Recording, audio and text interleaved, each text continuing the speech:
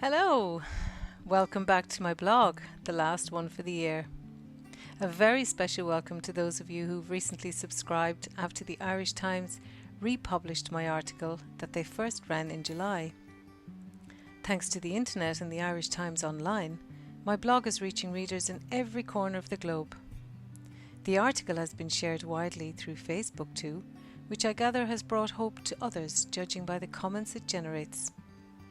The fact that my story was one of the most read in 2022 is a clear indication of the level of interest there is in the relationship that we have with alcohol. Santa hats and bikinis. I'm writing this from the shores of the Indian Ocean in a rustic beach shack south of Perth, where we've escaped to for a little break. I have thoroughly enjoyed every minute of my fourth sober Christmas. We spent it on the beach again this year. That's 12 Christmases in a row now that we've donned our Santa hats and bikinis. Well, actually, my husband doesn't look so good in a bikini, so he was wearing the local boardies, as they're called. Anyway, irrelevant as it is what we were wearing, we spent many hours in and out of the refreshing turquoise ocean under a hot sun in a perfectly blue sky. After all these years, it still feels weird though. It was hard to drag ourselves away and even harder to get cooking the Christmas dinner in sandy bare feet and damp togs. Yes, true to our Irish roots, we have cooked the turkey and ham every year, complete with stuffing and roast potatoes. Being plant-based, I stuck to my homemade nut roast, which was delicious, thank you very much. I'm delighted that my kids and husband have declared their intention to embrace a more plant-based diet in 2023. That will certainly make my life much easier. But enough about me and my Christmas fare, and more about the glass half full that I want to share with you. As we start to think ahead to next week and the beginning of a brand new year, I'd hazard a guess that resolutions will be on many a mind, am I right? Instead of making the focus of my blog about giving stuff up as part of our New Year's resolutions, I'm inviting you to join me to take stock of what we do have in our lives that is worth holding on to. The practice of gratitude. What if I were to tell you that there is one small exercise that isn't related to alcohol or drugs that you can do right now that is proven to make people happier? What if I said that one small exercise will pave the way for a healthier, more connected you? Would you believe me? Speaking from experience, I can assure you that I'm telling the truth. That one small exercise is the daily practice of gratitude. Or to put it another way, it is the practice of noticing what's in the glass, not what's missing from it, and giving thanks for it. Lamenting for what is not. I think it's fair to make the assumption, for the purposes of this blog, that every single one of us has access to a glass of water. It's never full because life isn't like that. The water in the glass represents all that we are dealt. A helping of good and bad to varying degrees, an abundance of some things and scarcity of others, advantages and obstacles. Our perception of what constitutes a good life is influenced by many things. What we see others having, fairy tales we were read as kids, movies, social media, and our dreams. And when we look at our glass of water, we have a choice to make. We can either see the water that we have in our glass and appreciate that it's there, savour it, feel the benefit of it when we drink it, and rejoice each time it is replenished. Or we can see the empty space in the glass where we wish there were other things. We can lament the fact that our neighbour seems to have more, and their water appears to be making them much happier than us. In fact, we can spend an awful lot of time and energy wishing that there was more in that empty space, to the point that we get angry for having what we think is a pitiful amount. Look in the mirror. To put it another way, looking into a different type of glass, when we look at ourselves in the mirror, do we see the person that we are and love them for all their flaws and failings? Or do we see what we are not and lament for all those qualities we wish we had. This goes back to my last blog about how we are all made of the same essence, and we are all equally worthy of love. When I look at myself in the mirror these days, it's still a bit of a shock to see yet more wrinkles and how aging has changed me. But that's not a reason to love myself less, is it? In fact, I love myself more now than I ever did. There was a time, in my heyday, when I couldn't bear the sight of myself with each glimpse. And people said I was pretty back then, not a wrinkle in sight. But my eyes told a different story. Deep inside I was racked with shame and self-loathing that caused me immense pain. Pain that was so unbearable I had to self-medicate with alcohol and cannabis. Everything but nothing. Once upon a time, in a land far, far away, there lived a woman who had everything, but her heart was full of yearning. I had everything I could possibly have needed for a good life, but I couldn't see it.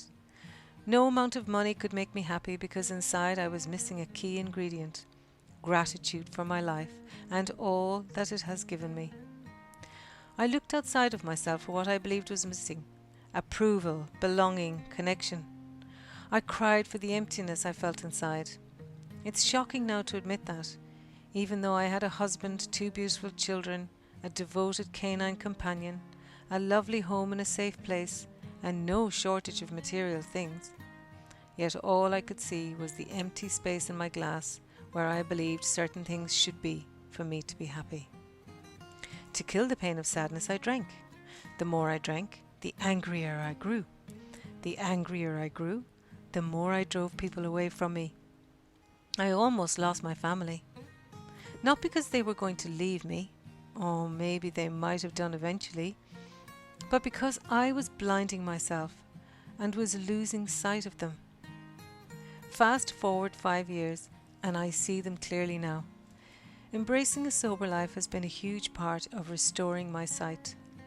Without the blinding effect of alcohol, I have clarity of mind that allows me to appreciate how lucky I am to have so much in my life.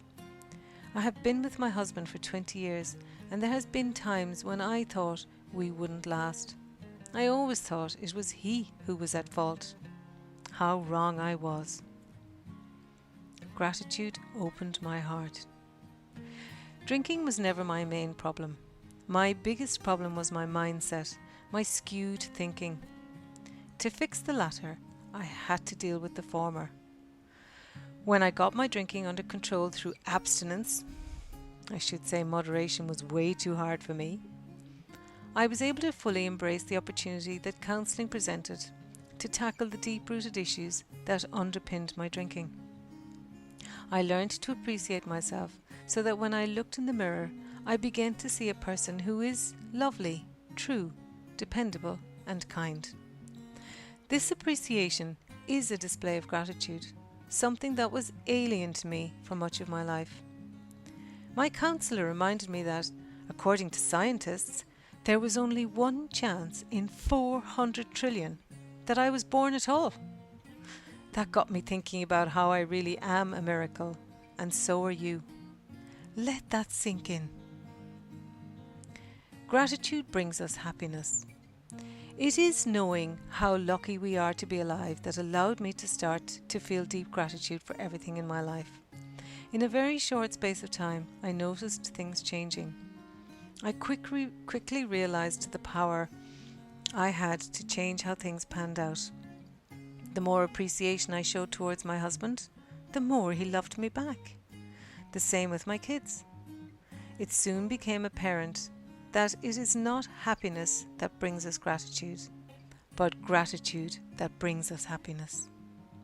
I delved into this, as the glutton I am for knowledge, and discovered that there is a lot of scientific evidence out there to back up claims that the act of gratitude has a healing effect on the body. The benefits include an enhanced mood, a stronger immune system, increased self-satisfaction, more empathy, stronger relationships, and better sleep. At a neurobiological level, gratitude regulates the sympathetic nervous system that activates our anxiety response. If you find this hard to believe, just take a moment to conjure up a real feeling of gratitude.